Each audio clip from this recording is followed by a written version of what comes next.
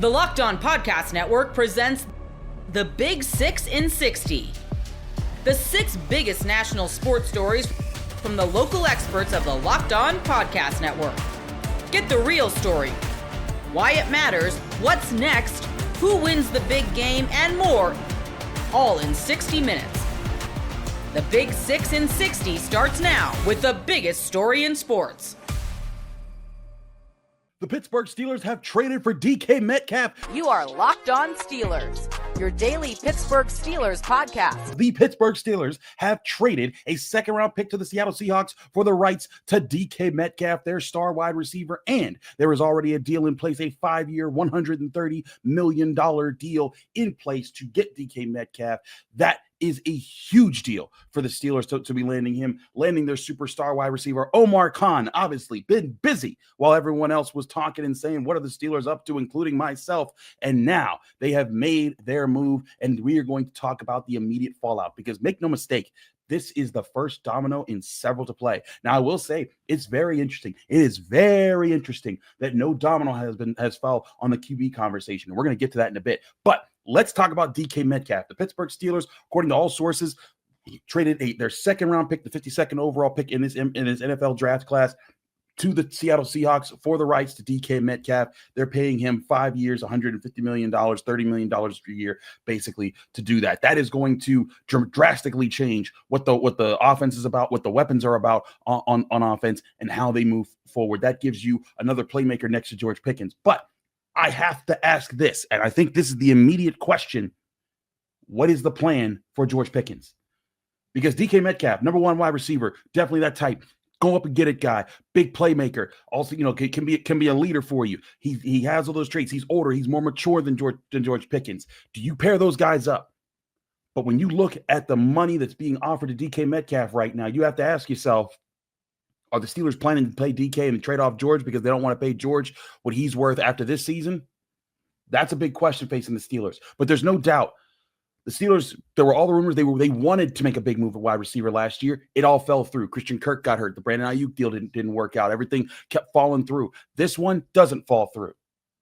Now, I do think there's a serious question about compensation. Second-round pick for DK Metcalf.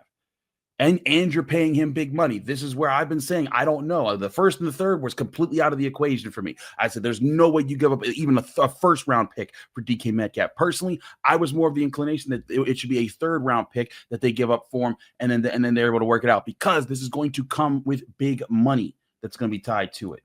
Because right now, DK Metcalf basically counts as a free agent that you're adding in this offseason when you think of salary cap terms, because as of going into this weekend, the Steelers had about $64-ish million in cap space. That is basically cut in half by the DK Metcalf deal. And that's not a bad thing. They went out and got their guy. Awesome. But they still need to sign a quarterback, which we don't know what's happening yet. Justin Fields is rumored to maybe be interested in the Jets. He's trying to test free agency. The Steelers, according to Diana Rossini, are looking to offer maybe Sam Darnold a contract. Does that mean they want Darnold as their starter? Does that mean that they're looking at Russell Wilson? I don't know what's going on there. And obvious, the DK Metcalf trade brings into question, is Russell Wilson returning? Lots to break down, from those aspects. But I think the bottom line is the Steelers are committed to trying to re-up things on offense and invest in their offense to have playmakers. It was never not their want to do that. It was trying to do it at their own pace and get their own guy. And DK Metcalf turns out to be their guy.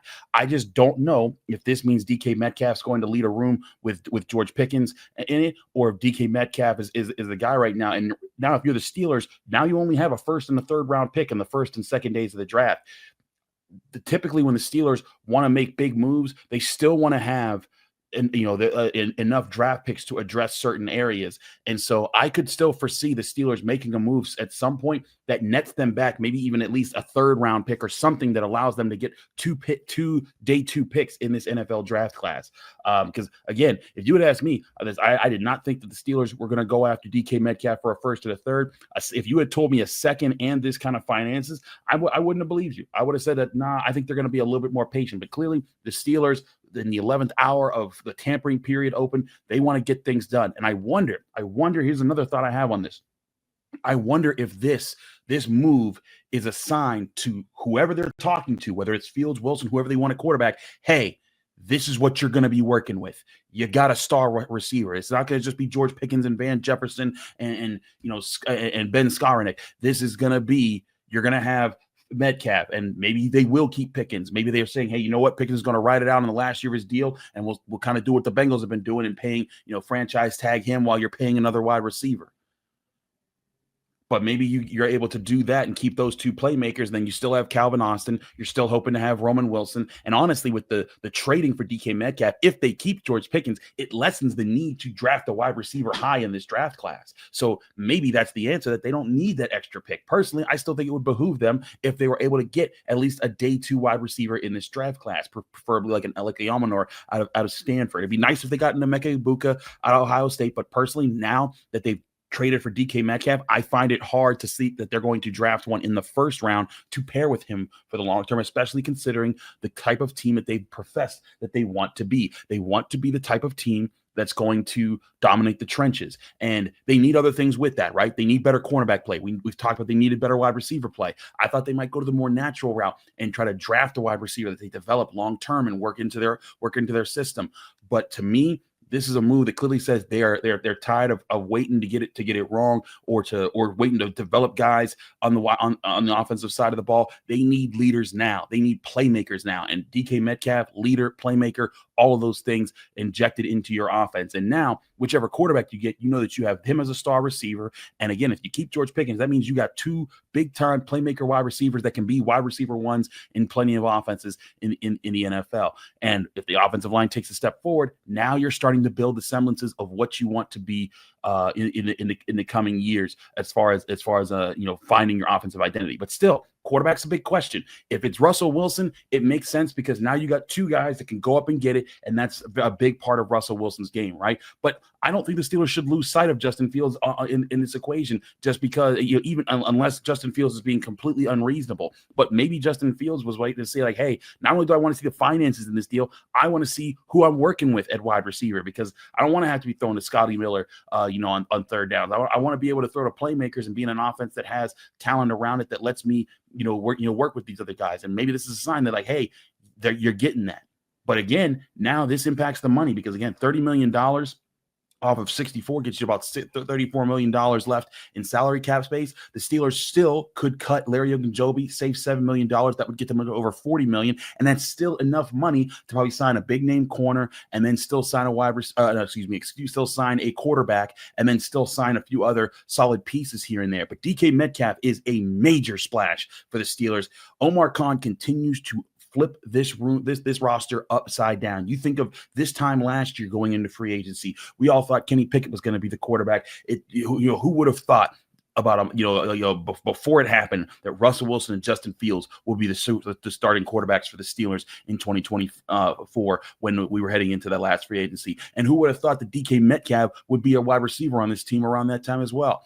The Steelers clearly committed to making big moves, and they are making changes. And despite what people think about, the Steelers don't want to make changes. They just want to stay. They also want to stay complacent. They don't want to make any moves. They do, but it takes time to do it. And this is clearly one of those moves. Now, again, I'm not 100% sure that this is the right move, because I've been thinking, like, hey, become that team in the trenches. And if you can get your playmaker, get your playmaker. I really think that second round pick could be very useful this year in a draft that is very deep with depth players. And that could be a sweet spot. Again, the Steelers could make some moves and maybe reacquire a second round pick, reacquire an extra third round pick and find a way to make that happen. But to me, this means that this is the first they chose to make this superstar playmaker their first big domino to fall. That month of madness, it's here, and FanDuel is giving you the chance to get in on the action like never before. Right now, new customers can get $200 in bonus bets when your first $5 bet wins. That's $200 to use on everything from buzzer beaters to Cinderella stories and even who's cutting down the nets. If you want to look that far into the future, the futures are there for you. I've got an eye on a couple that I'm thinking about. We got to see how the seedings all shake out. FanDuel makes it easy to back your favorites with spreads, totals, game props. And with tournament games happening almost every day, there's always something exciting to bet on. The FanDuel app is easy to use, and when I win, I get paid instantly. I don't wait around. I just get the money. It's great. And with conference tournament season in full swing, you can turn that $5 into $200 in bonus bets tonight. How about a little Montana State, Idaho State? Big Sky Tournament. Montana State, slight favorites. FanDuel has them laying 1.5. Visit FanDuel.com and get in on the college hoops action all tournament long. Davante Adams, you are a Los Angeles Ram. You are Locked On Rams, your daily Los Angeles Rams podcast. Davante Adams is a Los Angeles Ram.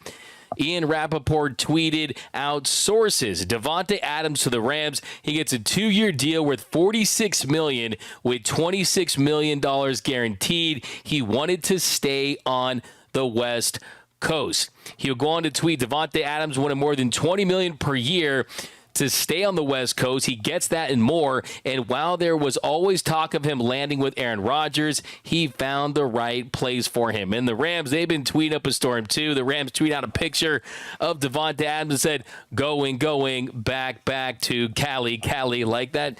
Shout out to late great Notorious B.I.G. from his song Going Back to Cali. Also, of course, Davante Adams from California went to Fresno State. And the Rams get that premier elite wide receiver that they've been after for the last couple of seasons. I can tell you that they were very interested in Mike Evans last offseason. They were very interested in trading up for Rome Odunze. They've been looking to add talent to the wide receiver room to try to give Matthew Stafford more weapons, to try to pair Puka Nacua with another wideout. Now, Cooper Kupp, unfortunately, they've been looking for a trade partner for him. They are most likely going to cut him. It's terrible to even think that, but the NFL is a business, and Les Snead, Sean McVay and company, they're trying to do what they think will give them the best chance to compete for a Super Bowl with Matthew Stafford back. And just a little rewind, the every listeners will know, we've been talking about Davante Adams on this show. We said that this would be the guy that the Rams should consider going after, because if you add Davante Adams, even though he's on the older side, he's a little over 30, right? I mean, he's not the best age for an elite wide receiver, but I'll tell you why that's not going to matter, because you are all gas, no brakes, and you're all the way in with Matthew Stafford and Sean McVay and a young emerging core on the defensive side. And this is another signal of that. They have taken off the Rolex, thrown in the middle of the table, grabbed the wife's earrings, thrown in the table, took the lien on the mortgage, thrown in the middle of the table. They're all in on pursuing a Lombardi trophy in 2025. And what makes this such a sensible move for the Rams is you get an elite wide receiver who, yeah, maybe he's peaked, but still can be a top 5 to 10 guy, especially when you pair him with Matthew Stafford and Sean McVay and Michael Ford in this Rams offense. And you don't have to give him this long-term deal like T. Higgins or Godwin and some of these other wide receivers that could have been available. I think Davante Adams still has that ceiling and that ability to be up there with the best receivers. He brings you that juice. This is someone who is in the conversation for best receivers in the league for the last 5 to 7 years. And you look at his contract, look, after the season in 2026, you could keep him in the horns. He could come back as a Ram at a $30 million cap hit, but you could also move on with $12 million in dead cap, and you would save $18 million. So essentially, even though this is a 2-year deal, it can work out as a 1-year deal. So the Rams kind of have that protection. It's not going to be like we saw with Allen Robinson if things don't work out. And I would much rather bet on Davante Adams than Allen Robinson. This is a different caliber of player. And you look at this wide receiver room now. You got Puka Nacua. You got Tutu Atwell. You got Jordan Whittington. WR1, WR2, WR3. I think that you look at the money that they gave to Tutu Atwell, and I said this on this past episode, is everyone was freaked out about the $10 million as if they were coming to the grips with the fact they weren't going to get someone else and that you're paying him to be WR2. That was never the case, because that wasn't WR2 money. That wasn't WR1 money. This is the kind of financial commitment you need to make to a player that you expect that level of production from. And essentially what the Rams are signaling here is they were okay with giving $10 million to Tutu Atwell, $26 million to Davante Adams, and you look at $36 million for Davante Adams and Tutu Atwell versus giving Cooper Kupp $20 million, right? So that is how they're looking at this. And I think that this is a great move. I'm extremely excited. I'm pumped just because, look, it hurts just because it does feel like it feels like you're kind of moving on from Cooper Kupp in a way where, yeah, it hurts. But the truth of the matter is for this offense to take full advantage of what Matthew Stafford has left, you had to bring in someone that you could have as a downfield threat, someone that does different things that Cooper Kupp just wasn't able to do at this stage of his career. And I'll give you 5 reasons why I love this move. And the first reason is just that, is you raise the floor, you raise the ceiling of what this Rams offense could be in 2025. Puka Nacua, Davante Adams, that is a fantastic 1-2 punch right there. I don't know if Davante Adams is going to give Puka something very expensive. Is he going to give a Porsche like Shohei Ohtani gave to Joe Kelly for number 17? I don't know about that. I've seen photoshops of him wearing 15, so I think he was comfortable with that. But the consistency of Davante Adams is why I think you don't have to worry as much about the age factor, the durability factor. He's 32. He turns 33 on Christmas Eve this season. But you look at the consistency. He has put up numbers all throughout his career, no matter if it's with a good organization, a bad organization, a good quarterback, a bad quarterback. He's gone out there and he's produced. You look since 2019, 997 yards that season receiving. That was just 3 yards shy of a 1,000-yard season, and he played in 12 games that year. But 2020, 18 touchdowns, 1,374 yards. 2021, 1,553. 2022, 1,516. 2023, 1,144. 2024, 1,063. So he's had 1,000+ yards receiving in every season dating all the way back to 2019. And even before that, 2018, he had 1,386 yards. This guy is good for a 1,000-yard season. Last 5 seasons, he's had 1,000-yard seasons, and in 2019, he was 3 yards away from that, and he would have had 7 straight 1,000-yard seasons. So you're getting that consistency. He's also 14th in separation still. So he still is a tier 1 separator, and this is someone that is elite when it comes to route running, getting in and out of his breaks and the footwork. And I just think you're going to get the best version of him, someone that's completely re-energized. He got to experience what it was like to be back with his guy Aaron Rodgers with the Jets. They had some fun, got some closure, but now he's with the Rams, with Matthew Stafford, an elite thrower of the football. And I think that he's going to be in a good position to be optimized. And yeah, he's not the blocker that Cooper Kupp is, but he can do the things that Cooper Kupp did while also giving you that ability to stretch the field and be a downfield threat. You're going to see him on underneath routes. You're going to see him extending plays for Matthew Stafford and getting first downs and moving the chain. So he can do the things that he can't do. Some of the things from a run blocking standpoint he can, but that's not what he's built to do, and that's not what he's meant to do. But you also get that weapon downfield that this Rams offense so desperately needed. And also you look at the dependability. 2019, that was the last time he didn't play at least 14 games in a season, and he still played 12 that year. So for a guy that is 32 years old, just look at, last season, he even played 14 games. Before that, 17 in 23, 17 in 2022, 2021, 16. So this is someone who has just continued to go out there and post and be durable. He just does not miss games. He's definitely been sort of an Iron Man for that position. So the durability's there, the numbers are still there, and then you look at what the Rams need. On top of just a deep threat where Matthew Stafford can just throw the ball down the field, how about a red zone threat? We saw what Sean McVay did with Sammy Watkins. We saw what Sean McVay did with OBJ. He's 6'1". He is that red zone weapon that has really been the biggest absence for this Rams offense. The red zone against the Lions in the wild card game in 2024. You just need that guy that you can trust in those situations to go out there. You can target him and he can make those plays. Davante Adams is going to bring that firepower. Well, in the end, everybody has a price, including Myles Garrett. You are Locked On Browns, your daily Cleveland Browns podcast. Let's get down to the brass tacks here. Big news, of course, coming down Sunday, stunningly, right around lunchtime, as Myles Garrett has now agreed, he's pivoted from his stance and agreed to a record-setting contract extension with the Cleveland Browns. It makes him not only the highest paid defensive player in the NFL, it makes him the highest paid non-quarterback in the NFL, which is also pretty important to note because, as is the case, we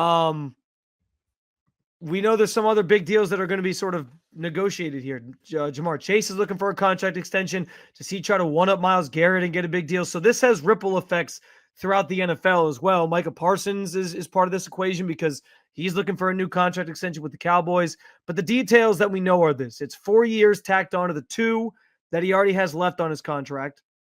$40 million per year on average, $123.5 million guaranteed, with a total of $204.8 million all when it's all said and done. It keeps him in Cleveland theoretically through 2030. But it's also important to know that it has a no trade clause. And I bring that up because that does give him it gives the Browns more leverage in that they control his future for a longer period of time, which is the thing that I have been saying. Why would he sign a contract extension if it's not about the money for weeks now?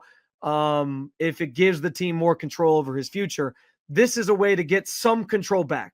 Like, this means if at some point down the line he decides I'm going to request a trade again, even maybe as recently as next year, God forbid, if the Browns decide we're going to clean house and we're firing Kevin Stefanski, we're firing Andrew Berry, it's time to move on. Myles might say, I'm not part of this. I don't want to do this. I want out. And he gets more say then in the type of team or what team he decides to go to. And so what I think is interesting about all this is that, of course, the initial reaction becomes, well, it was all about the money. And I even led the show with that. And I do think this does prove that at some point, everybody has a price. Being the highest paid non-quarterback in football is a pretty nice thing to say for Myles. It's a pretty nice feather in his cap in terms of his career.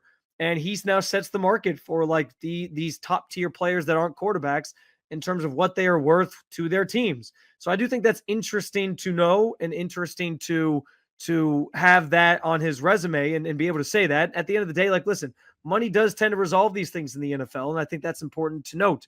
But I do think in his heart of hearts, like, this wasn't about the money when Myles started this conversation. I mean, listen, we followed the conversation. Each and every single one of you followed the conversation. You saw how this played out. You saw him put out the public statement. You saw him go show up at Radio Row and make the stops with Rich Eisen and others and talk about why he was doing this and how it was about winning. He was very adamant that this was not about the money. And even as recently as last week at the NFL Combine, you had the report about how his representation has told the Browns, we don't want to negotiate a contract extension. What it sounds like happened, and I know Mary Kay Cabot of Cleveland.com reported this, based off the conversations with Myles' agent, it sounds like he basically said, you know what, I'm going to change my mind here. I'm going to pivot. I'm happy to stay in Cleveland, especially if that's what they're going to be willing to give me. And so in some respects, I guess that does mean money eventually talks and money eventually convinces everybody to do things that maybe they don't want to do. But it does just sound like he had a change of heart is the way that his agent even put it. So listen, I can respect the fact that things change. But I still believe in my heart of hearts that when he started this venture and he started the trade request from the beginning, that he planned on seeing it through to a point where he didn't want to play in Cleveland anymore. And it wasn't about the money. But again, things change. That's life. That's life in the NFL. That's life anywhere. So yeah, I think the money is the thing that obviously changed course here. And they were able to iron things out. I think the no trade clause is an important part of this, like I alluded to, because like I said, that gives him more leverage in a way over his future if he decides to do this again at some point. I think that maybe is something that gets thrown in here, and it's part of the discussion. It's part of the equation in terms of the contract, but it can't be, just slept on or not talked about, because that is something that players ask for when they do want a little bit more control over what they can do down the line. And so he gets a little bit more leverage back in his favor that way. And I wonder if that's maybe something that helped push a deal across the finish line. But obviously, it's a good day in Cleveland in the sense that you're keeping your star pass rusher. The other part of this is, and I've talked about this before, when Myles Garrett made this trade request, I called it like it gave the Browns some clarity. It gave the Browns a vision of where they're really at. Okay, Myles Garrett says you're not ready to contend for a Super Bowl. He wants out. Okay, you now have a path to pivot to, okay, let's try to rebuild. Let's look to the draft. Let's add draft capital, add players, try to build this roster from the ground up again, not strip it down to what it was in 16, 17. I'm not saying, I don't think anybody ever has to do that in the NFL, but you could at least sort of reset here and start sort of moving forward with a different look and a different vision that didn't include Myles Garrett. I thought he gave some clarity to this organization. The Browns, though, remained adamant they weren't going to trade him. And so their plan from this entire time was, yeah, we envision Myles being here for a long time. We're going to try to stay competitive. And we all sat there. Like, I questioned it. You questioned it. Others questioned it. Is that the right move? Can they really turn this thing around quickly? Are they really just a quarterback away? These are all questions we were asking this entire offseason so far. And I was perplexed because at the combine, I even asked Andrew Berry straight up, why does it seem like you have this, you believe in their heart of hearts, the team did, that they can convince Myles to stay when it felt like he had drawn a line in the sand? And for whatever reason, they seemed overly confident about it. As much as even Kevin Stefanski saying, we believe Myles is going to be here in 2025 and beyond.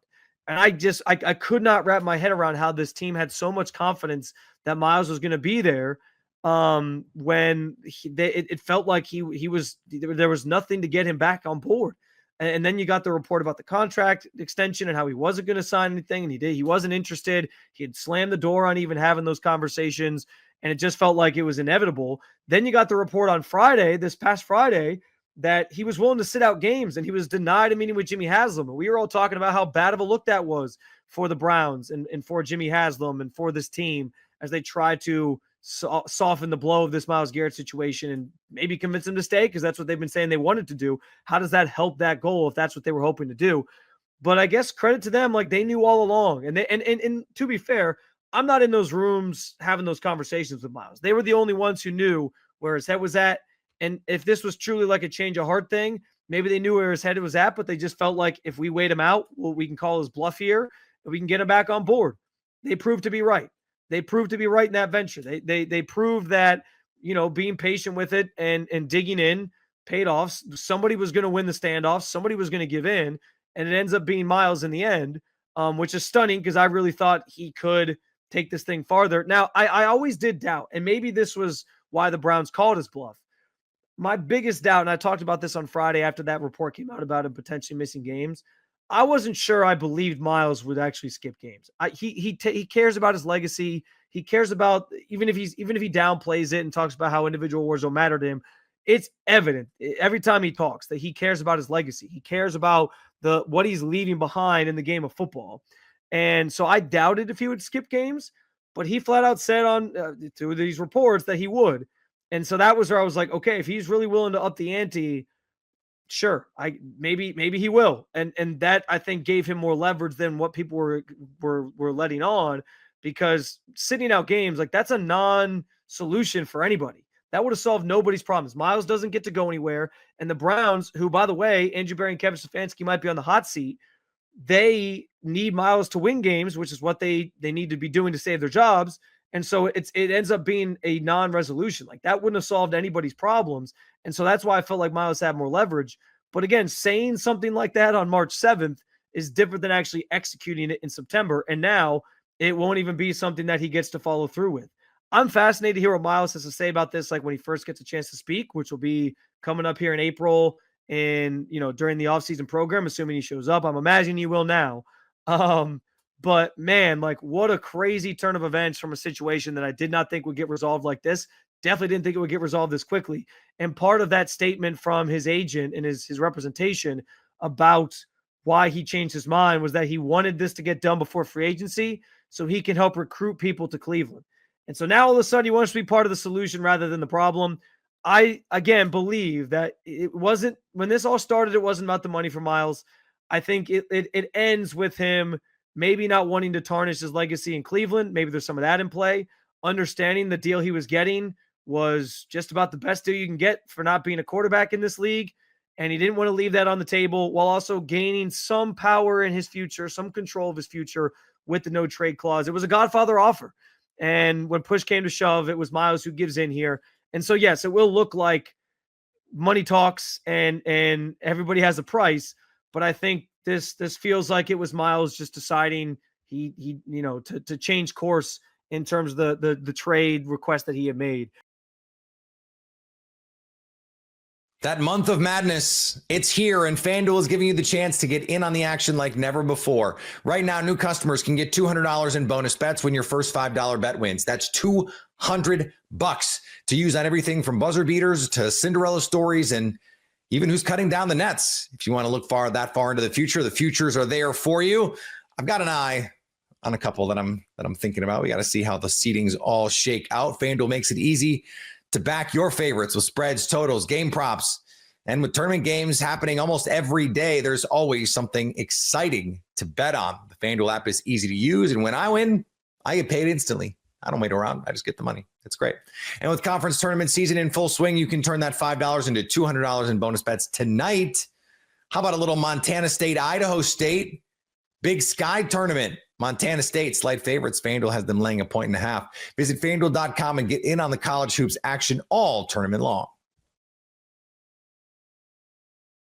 You can stomp, kick, cry about it all you want, but those Big Ten champion Spartans, that's right, they swept another team this season. You are Locked On Spartans, your daily podcast on the Michigan State Spartans, part of the Locked On Podcast Network, your team every day. Let's talk about the champs, which they already wrapped up before this game even started, but that didn't stop them from putting belt to you-know-what. This is a family show. I can't say the actual word, but right off the jump, Michigan State pulverized Michigan. Save for like a little 5-minute stretch in the second half, it was all Spartans, DK. God, what a sensational way for the seniors to go out. Just a beautiful, beautiful day. Clinching that one earlier kind of lets you just come into this. I don't know if I've ever been more relaxed coming into the game. Isn't it great? And like I know. more a sense of a surety of what was going to happen. Like none of that first half surprised me in the least bit. I thought that they were going to have some moments where they kind of like made a run on them and it felt like the pressure. And you got to give credit, somewhat to Michigan for kind of battling back. A little self-sabotage with, one guard and 3 power forward lineups that lasted a little too long. I'm not sure. It felt, a little tight there for a minute. We all kind of clenched a little bit, but then ultimately, Jace special moments, looks like he's a little hobbled. Then he just pulls up, hits a 3. He gives you that lefty leaner late as he's falling over. All season kind of in the beginning parts, in the middle, we're like, who's going to rise up? Who's going to rise up? Do they have enough offensive scoring? And now to get these kind of performances from Jace and for Trey to just basically be a big game type player where not only does he want all the smoke, but he's going to back it up in the scoring column as well. Like a legit 1-2 punch with them. Kind of what you're getting from the bigs. And, Akins is going to continue to kind of do his thing, hit some threes for you and defend his ass off. So, you just look up and down and, this is a magical run. I don't think either one of us had any expectations that we're coming into the season and getting this type of it, particularly after the last 4 years. And you just kind of got to sit back and you tip the cap and you say, the GOAT still got it. And this team is special. And now you got to back it up, right? You just took care of the regular season. It's buttoned up. I don't know how you feel. The Big Ten tournament matters not very much to me. This is all about March, baby, a deep March run. I want you to go to the second weekend and the third weekend. Like they have the horses to be able to do it. Let's see where it goes from here now. I'll give my quick take on the Big Ten tournament. And this sounds like straight loser talk, but I am a loser, so this fits perfectly. Either just lose that first game, get the legs rested, or just win the whole damn thing. Like, don't waste our time with winning Friday, winning Saturday, then losing Sunday. Like, I know this team's deep. I know that they have, like you said, the horses to do it, and resting the players isn't as important as it was in years past, but I just either bow out immediately, get ready for the big one, or just win yourself another banner. See if I care. DK, Listen, you we just want to said- come out of that Sorry. tournament with everybody healthy. That is the key to me. That's the thing I'm circling. All we You need. took care of the Big Ten regular season 17-3. I know Purdue did that last year. The league was nowhere as good as it was this year. I get that Illinois was better and a little bit more of, like a higher tier team, but the drop off between those two, I think, was significant. And you saw this year, teams are losing to Minnesota, Nebraska. Like this was as deep a league, quite literally, given that we expanded to the teams. But I thought it was as deep and talented as we've seen. Maybe not in the upper tier outside of Michigan State.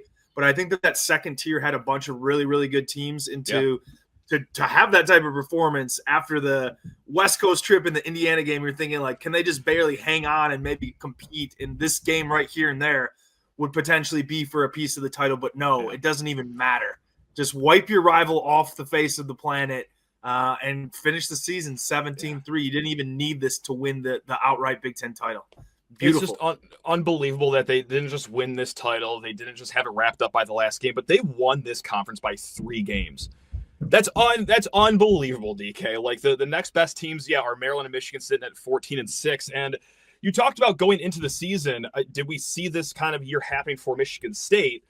No. And I also didn't see this kind of year happening for the Big Ten, where the winner was going to sit at just 3 losses. I said going into the season, 13-7 could very well win you the conference. It will probably be 14-6.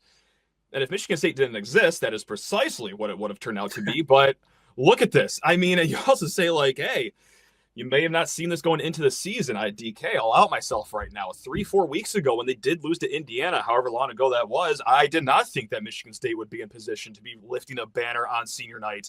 That was a tough stretch, but they did it in the way they've been doing all season. Of course, this game was a microcosm of the entire season.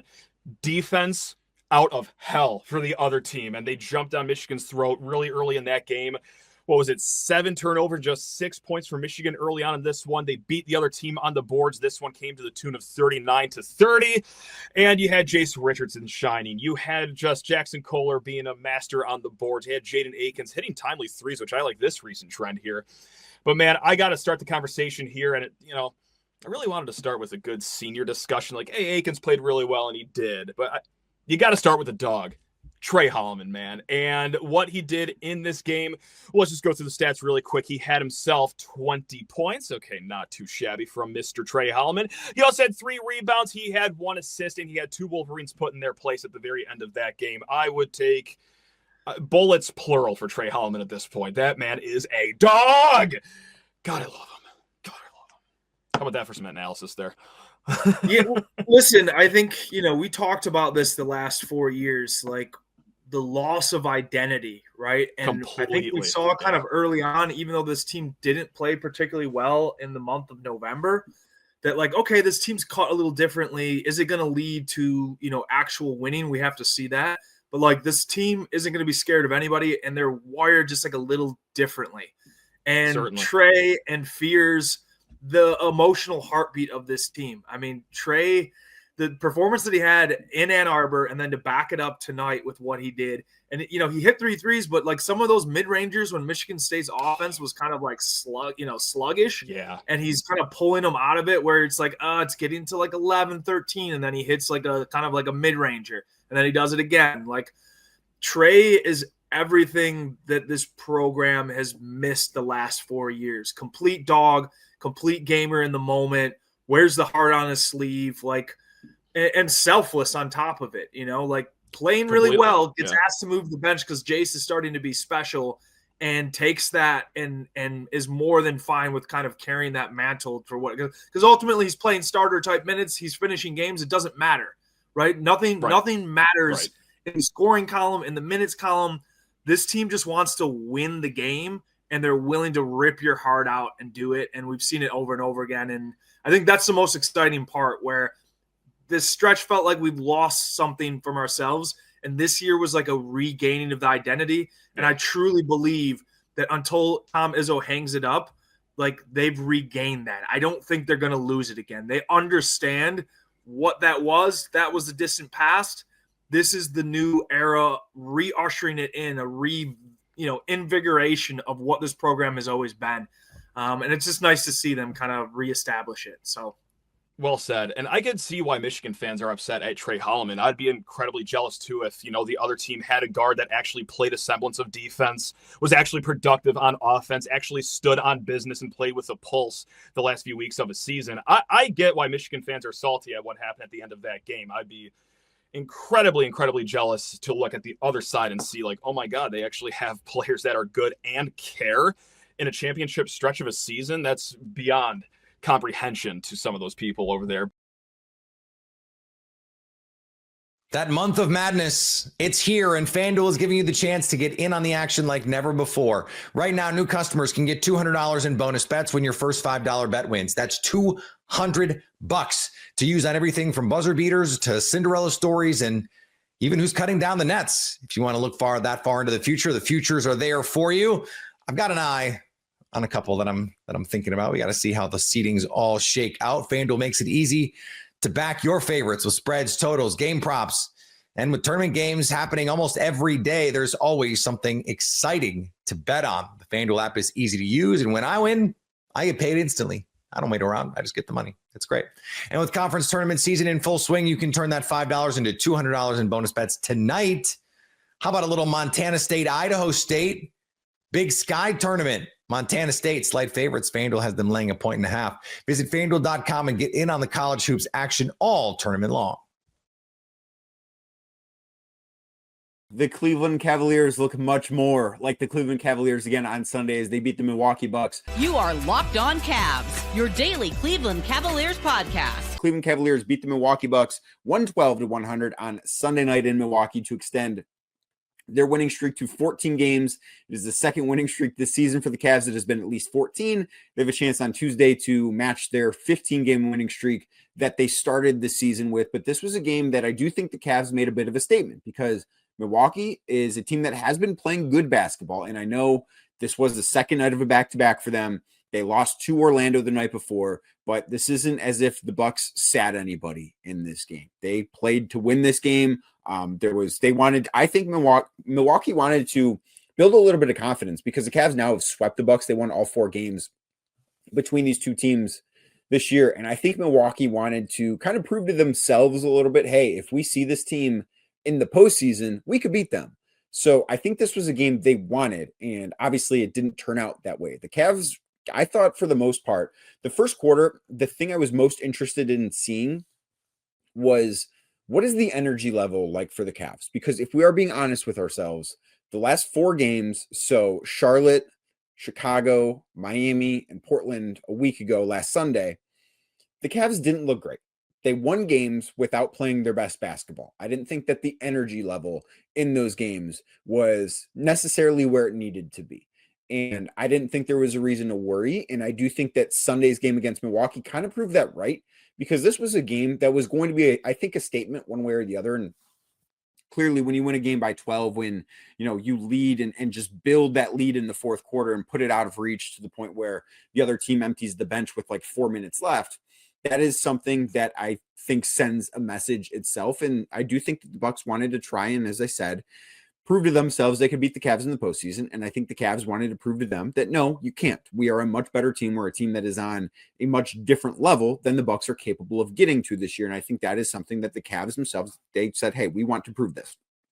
So after the first quarter, and again, the energy was good early, which was the first thing that I was looking for. It wasn't great, but it was good enough. They looked, again, to me, like the Cavs. I thought the ball movement, particularly in the second quarter, and that's when the Cavs did start to build that lead. They started to go on the run during that quarter. And I don't think that the second quarter was quite a Cavalanche. They ended up winning that quarter 28-20.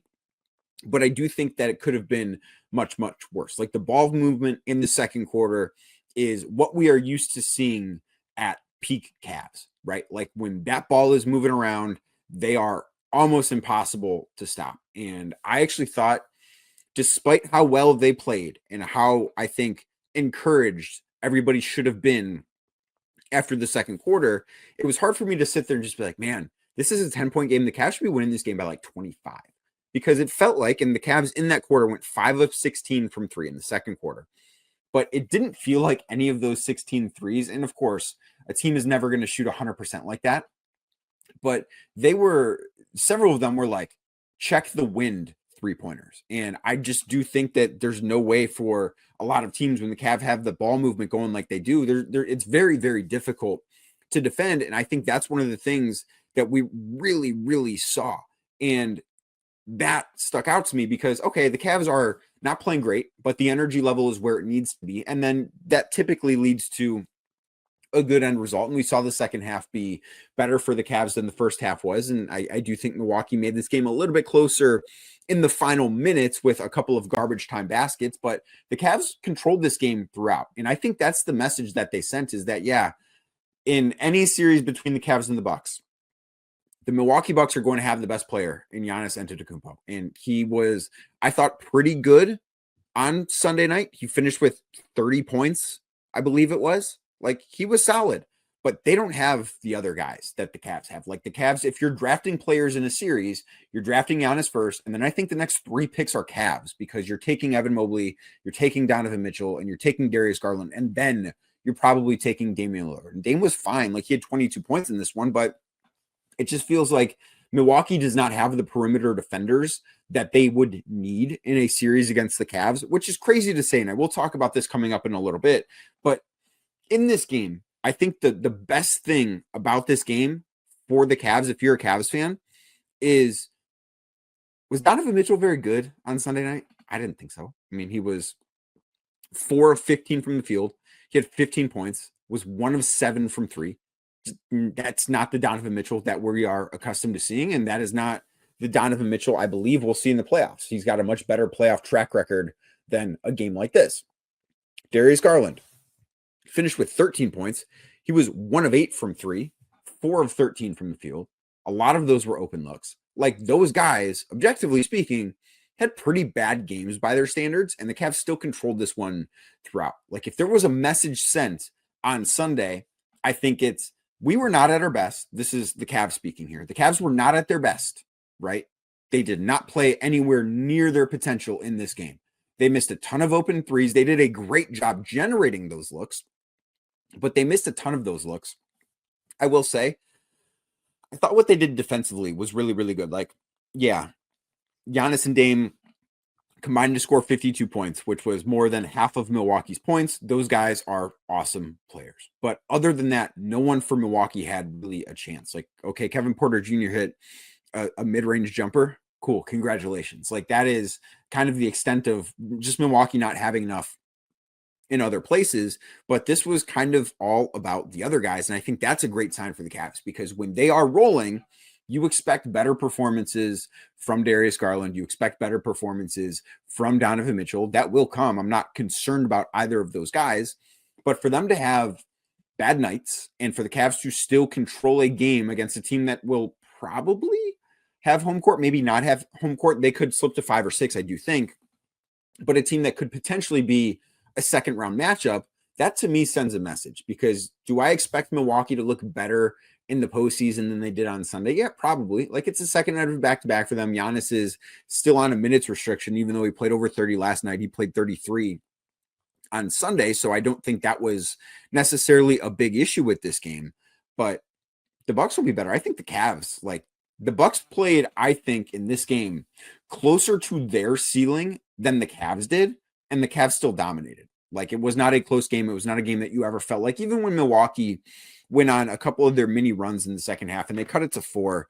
Like, it never felt like this was a game that was in danger for the Cavs. It always felt, because every time Milwaukee would cut it to 4, someone would hit a 3 for the Cavs, or it would be Sam Merrill or Dean Wade. Isaac Okoro hit one. That just kind of kept happening and happening. And despite the fact that, again, they shot 40% from 3, but it didn't feel like they shot the basketball all that well. I will be very curious when the numbers come out on Monday morning to go and look at how many of the 3-pointers they attempted. And I believe they attempted 47 threes. Yeah, they were 19 of 47. I'm very curious to see how many of the 47 threes that they took are deemed wide open by the NBA, because it felt like, I mean, several of those shots, there was just not a defender anywhere near them. And some of them went down, like the dagger 3-pointer that Dean Wade hit in the corner, wide open.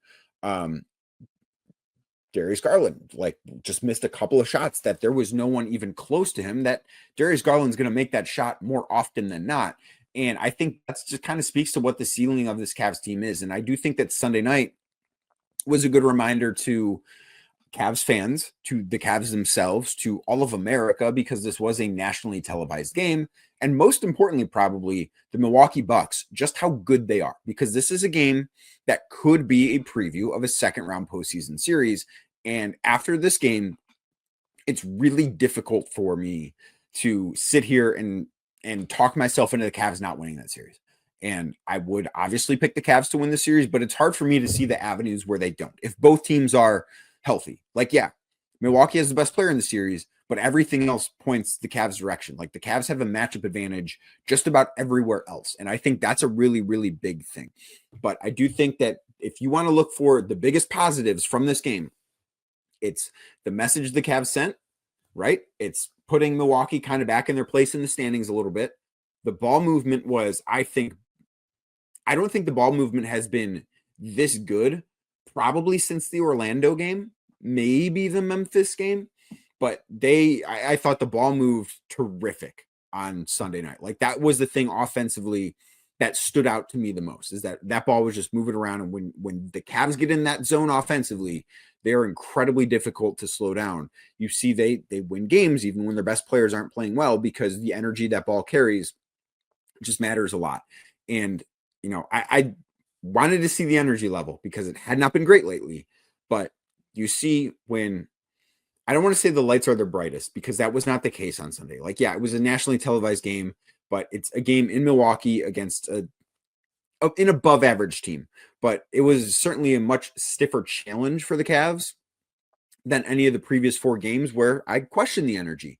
They came out and they stepped up. Like, they got up for this game, if you will. And that's not something they had done previously. In the last 4 games, they hadn't necessarily got up for them.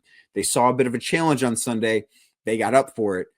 What does that mean for Tuesday against Brooklyn? Are they going to look like the team that maybe didn't look great? I don't know. But I do think that this was a really good reminder of, even when the Cavs aren't clicking on all cylinders, because they were not on Sunday, they're still one of the best teams in basketball. And I think all of America should be coming away with that take after watching that game on Sunday night.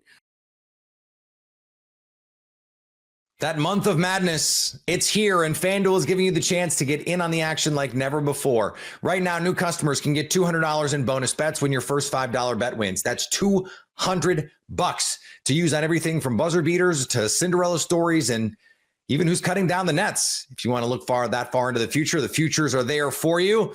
I've got an eye on a couple that I'm thinking about. We got to see how the seedings all shake out. FanDuel makes it easy to back your favorites with spreads, totals, game props. And with tournament games happening almost every day, there's always something exciting to bet on. The FanDuel app is easy to use, and when I win, I get paid instantly. I don't wait around. I just get the money. It's great. And with conference tournament season in full swing, you can turn that $5 into $200 in bonus bets tonight. How about a little Montana State, Idaho State? Big Sky tournament. Montana State, slight favorites. FanDuel has them laying 1.5. Visit FanDuel.com and get in on the college hoops action all tournament long.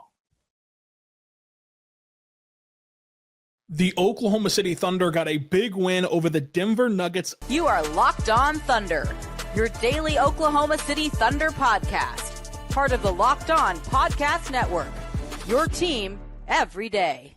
This game had everything at stake, it felt like. This felt like one of the biggest regular season games in the Paycom Center in recent memory. I mean, it's ABC, which is the marquee spot to be in.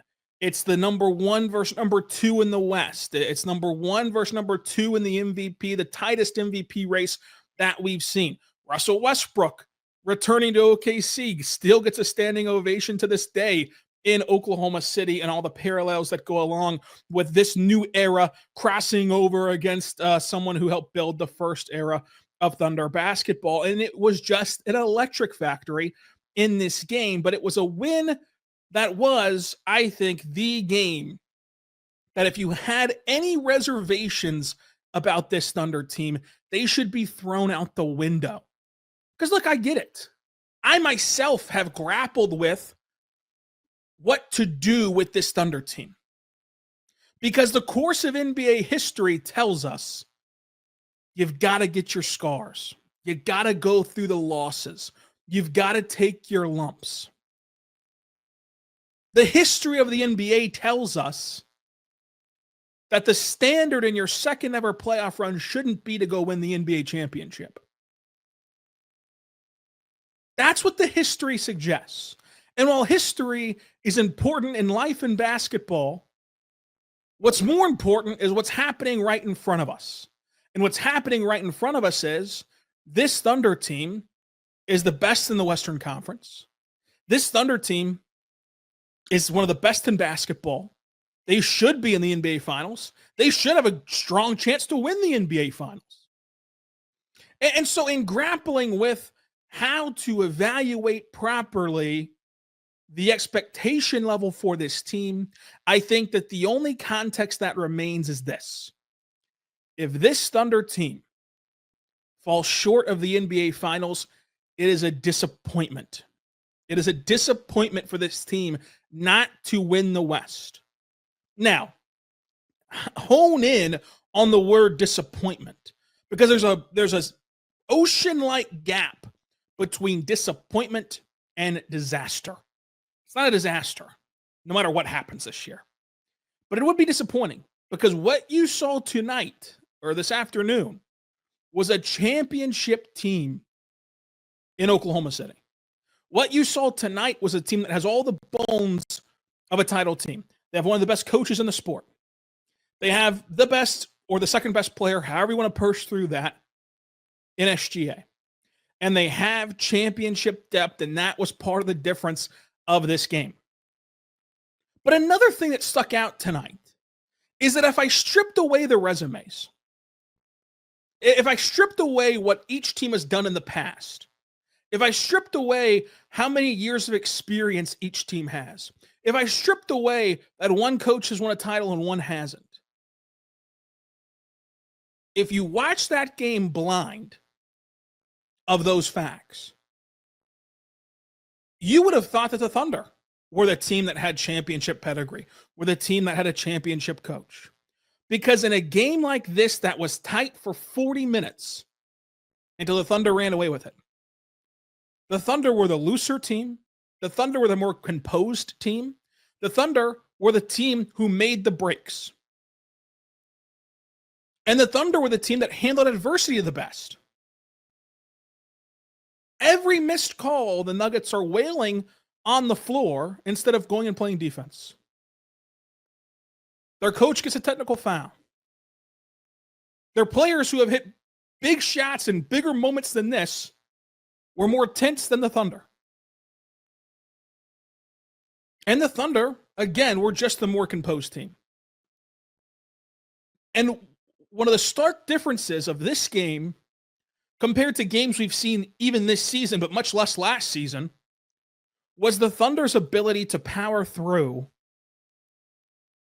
a slow start that got them down 11 points in the first quarter. I mean, that 10-0 run, you can look at that and say, here we go again. You think back to the Milwaukee Bucks NBA Cup game, and it just shows you how far, along this Thunder team has came. It shows you how long this season is. Because when that Bucks game happened, the NBA Cup that doesn't count for anything, it's no more important than an exhibition game right now. When that game happened and the Thunder were clanking shots, the Thunder looked tight, the Thunder, looked like the pressure of the game got to them. That's a far cry from what they look like today. When they got down 11, they were able to adjust. They were able to put that in the rear view and keep stacking possessions, get over that hump, and stay there. I mean, once they finally cleared that hurdle, there ends up only being 3 lead changes and 4 ties. They get down 11. They get the game within 1 at the end of the first. Then the Thunder lead by 1 at the end of the second. Then the Thunder lead by 3 by the end of the third. And then the avalanche happened. And this adds to it the Thunder's championship DNA. So they have the star that it takes to win a title. You cannot win a title without a star.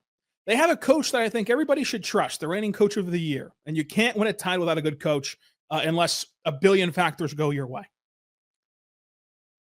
And they have the identity. When games get tight, when games get muddy, when games get murky, as this one was the entire night, because the scoreboard at the end of the day won't reflect it, but anyone who watched that game knew, these two teams kept everything within the margins for the majority of this game. But then the Avalanche hit. And the Thunder's version of an avalanche is just stacking stops. So it's not as pretty as like the Warriors version of an avalanche where they're bombing threes and in the blink of an eye, you're down by 20, but it's the exact same result. The Thunder get a lot of credit for their net rating and a lot of credit for their margin of victory, and they should. But there's been a lot of games like this where it's been tight until it's not, and that's what great teams do. That's what great teams have done through the history of this league. So, this first segment, a little bit all over the place, and we're going to get the car back on the road, but this game deserves an off-script podcast for you. It boils down to the Thunder have a championship DNA. The Thunder are good enough to go to the NBA Finals, and they should. And in this game, they had an opportunity to show and display and implement the lessons that they've learned in other big games, and they did that, despite the slow start. And this game, I mean, neither team shot well from three. This was not a good shooting night for either squad, and each team missed open looks and looks that the other wants to have back. As Denver shoots 30% from three and OKC shoots 34% from three. OKC shot 49% from the floor. Denver shot 41%. And the biggest difference, Denver only made 55% of their free throws. But the physicality defensively was huge for the Thunder. The ability to rack up stops was big. The ability to understand schematically who you want to funnel shots to was big. I think Russell Westbrook missed another shot just now. I think he just clanked one again. And it all stacked onto itself to add up to this win.